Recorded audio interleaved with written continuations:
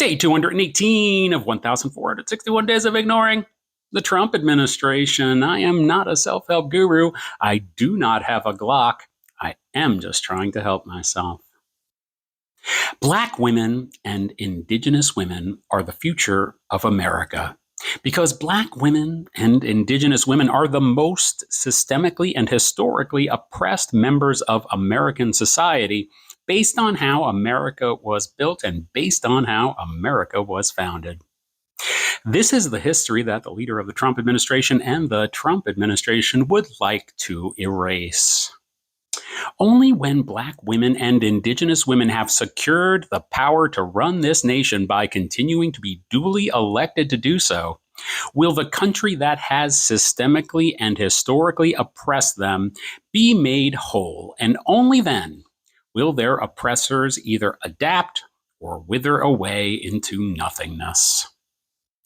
I have talked about how when I was in my mid-30s and Barack Obama was elected, I was still young enough and naive enough to believe that this marked the end of racism.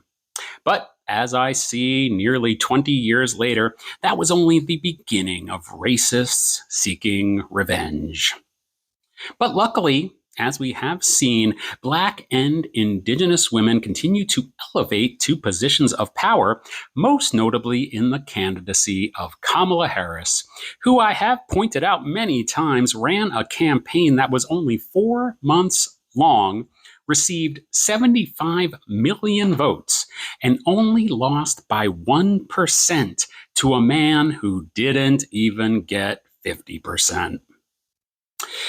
I have full confidence that Black women and Indigenous women will run this country in my lifetime, and that the constituents they represent will appreciate their work, appreciate their representation, and appreciate their communication, because Black women and Indigenous women understand systemic and historic oppression and do not have the inflated egos of fragile, old, racist white men who get emotional when criticized. Have you seen how these people are clearly rotting from the inside with anger and hatred? Poor babies.